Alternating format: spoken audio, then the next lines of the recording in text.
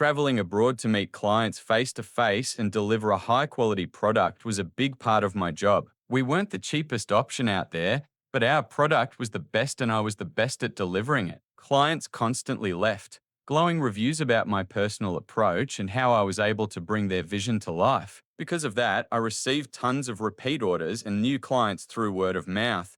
The second part of my job took place in the office, and that was where I struggled. I absolutely hated cold calling random numbers out of the phone book, but if clients called us first, I had no problem handling those conversations. Outbound cold calls were the only thing I was really bad at. Eventually, management realized this and removed me from cold calling duties. Instead, I focused on product preparation, development, and training new employees, which became one of my main responsibilities. I also solved problems wherever I could and covered for sick colleagues when needed. I liked the owner. I liked the manager. I liked my co-workers. Overall, it was a great job that I was genuinely proud of. The company grew steadily for 12 years since I joined. I started just 3 months after the company opened its doors, so I felt like part of its growth story. Even though I worked in the nearest branch office, I was often sent to other regions to train staff. Sometimes I was even loaned out to other companies to train their employees.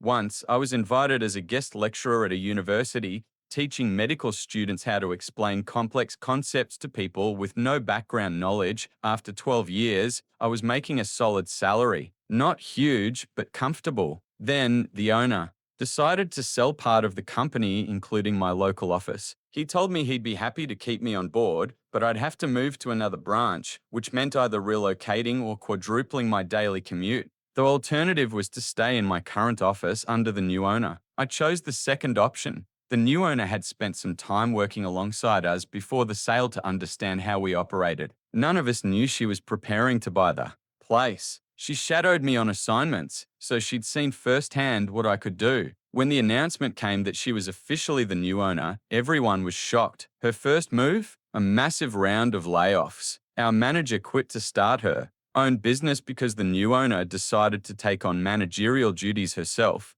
She kept me, the secretary, and a handful of new hires all paid minimum wage. Anyone who had achieved a higher salary level was gone. Most employees had been on 0-hour contracts, which meant they weren't guaranteed any pay unless they worked, so firing them was easy. From the outside, nothing seemed to change. The company name stayed the same, only the ownership and legal entity shifted. My job in the first months under the new regime was to train the remaining staff. I also recommended a few new employees I had worked with before. I was upfront that one was a close friend of mine and the other was my girlfriend. Both were more than qualified and got hired. Over the next 2 years, things went downhill fast. The new owner tried to boost profits by raising prices and lowering product quality. New clients didn't notice right away, they just assumed we were overpriced and average, but the long-term clients, some of whom had been with us for over a decade, immediately saw the difference. They were being charged more for a worse product. As a result,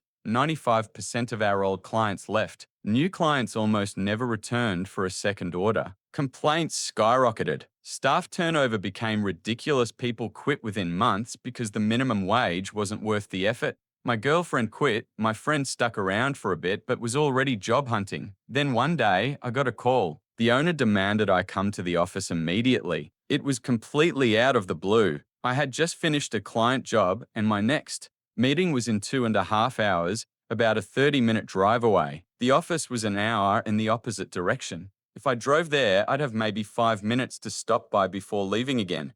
My travel time was reimbursed on top of my salary, but I always tried to save the company money by planning efficient routes. On top of that, the parking situation near my second client meeting was terrible, so I wanted to get there early, find a spot, and read a book until it was time. But none of that mattered to her. She wanted me in the office immediately. When I returned, I found an email from her, waiting in my inbox. It was a notice for a disciplinary hearing scheduled in a couple of days. I was allowed to bring a witness if I wanted. I was stunned. I was one of the best employees the company ever had. Reading through her list of complaints, I started preparing my defense. I chose not to bring a witness instead. I secretly recorded the entire meeting on my phone. Where I live, that's perfectly legal and doesn't require consent.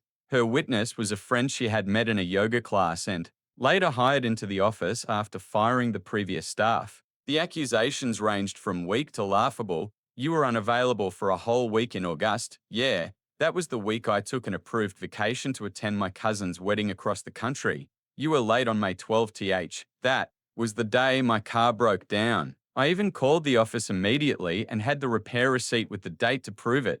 Then there was an outright lie. She accused me of serious safety violations during product delivery. That was ridiculous. I'd been doing this work for 14 years without issue. She had personally watched me perform those tasks dozens of times and never raised a concern. In fact, she had asked me to train other employees on those exact procedures. She wrapped up her list by saying she didn't want to lose me but couldn't justify keeping such a bad employee at my current pay. Her solution? I could either accept a 0-hour contract on minimum wage or be terminated with 2 weeks' notice. I pushed back. My contract clearly stated that I was entitled to 1 week of notice per year of service, up to 12 weeks. Since I had worked there for 12 years, that was the law. She tried to argue I'd only worked for her for 2 years, since the previous years were under the old owner. I corrected her. Legally, when a company is sold, continuous service carries over. I even cited the specific labor laws backing this up. She asked for a 30-minute break to think and immediately called her lawyer. When she came back, she claimed that since she was firing me for gross misconduct, she didn't owe me any notice at all. But because she was so generous, she'd give me 2 weeks if I didn't accept the 0-hour downgrade I asked for. A few hours to think it over, and she agreed. But I already knew her real reason. She needed me for one of our biggest clients in the coming 2 weeks. That client only worked with me. She had tried sending other staff multiple times, and it always ended in disaster, not because of them, but because the delivery was incredibly complex and specific. Later, I called her back. I rejected the 0-hour contract and told her I was leaving. She immediately said she'd terminate me with 2 weeks' notice. I refused. If she was firing me for gross misconduct, then surely I couldn't be trusted with sensitive deliveries. For everyone's safety, it was best if I simply didn't come back at all. She panicked. Suddenly, she needed me to stay those 2 weeks. I played dumb and said I only wanted what was best for the company after all. It wouldn't make sense to let an unsafe employee deliver products to clients. But if she retracted the gross misconduct charge, I'd happily work my full 12 weeks. She was trapped. 2 weeks or 12 weeks. She chose 12, and so for the next 12 weeks, I did my job exactly as I always had for the past 14 years. No slacking, no badmouthing the company, no half measures. I trained new staff. I delivered products flawlessly. I gave clients the same exceptional service I always had. Meanwhile, I contacted an employment lawyer to be fully prepared. During those final weeks, the owner barely spoke to me. My refusal to fall for her lies and my knowledge of my legal rights infuriated her. It drove her crazy that I could defend myself, and even worse, that I stayed professional to the very end. She was petty, very petty. One day, she accidentally dropped my mug in the office kitchen, shattering it. But the pettiest move came later. She booked an all-expenses-paid spa day for the office staff and deliberately excluded me. She even made me come in on my day off to answer phones while everyone else enjoyed massages and facials. Nobody knew I hadn't been invited until they showed up at the spa and realized I wasn't there. The funny part, I'm a big bearded guy who has zero interest in spa treatments. Had she actually offered, I would have politely declined. But by excluding me on purpose, she only made herself look spiteful and small dot. In my final 2 weeks, I focused on training my friend, the guy who was supposed to replace me. When my 12 weeks were finally up, my last day came and went with no recognition from the owner. No farewell card, no thank you. After 14 years of service to under her ownership, she gave me nothing. The assistant manager, who had become a friend, quietly gave me some gifts after the owner left the building too afraid to do it in front of her.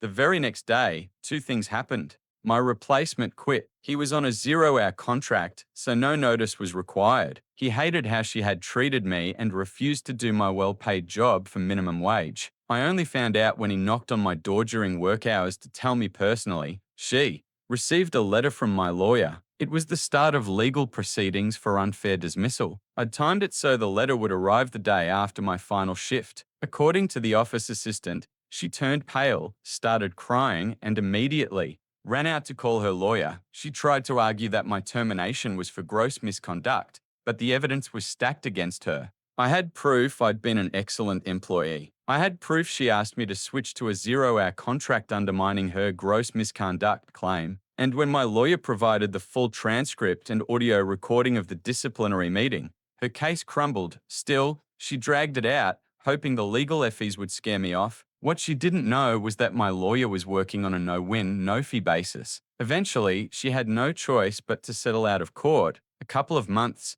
later, the office assistant my friend also quit. She was disgusted by how the owner treated me and no longer felt safe working under such an unstable boss. Several former clients even reached out to me personally, asking why I was no longer with the company. The owner had told them I had just resigned. I corrected the record and explained that I'd been pushed out as a cost-cutting measure. Many of them pulled their business and went elsewhere. Some even offered me work. One client offered to sponsor my college tuition so I could retrain for a full-time role. An amazing opportunity, but too far for a daily commute, eventually. I found a new job in a different industry where my skills carried over nicely. I now earn more, work fewer hours, and have a fantastic boss. As for her, the company is in steep decline. COVID hit her hard. She started cancelling orders and refused to refund clients, hiding behind force majeure clauses. The company's reviews on Google and Facebook tanked. Most of the staff left. The business is still limping along, but just barely. One comment on the company's Facebook page really stood out. A hard-working employee with strong ethics is worth their weight in gold. A happy employee means great work. Why so many in management fail to understand this simple formula is beyond me. Because they aren't on the front lines, they convince themselves that all workers are replaceable. They also fail to see that paying employees fairly does pay off, maybe not instantly, but always in the long run. I couldn't have put it better myself.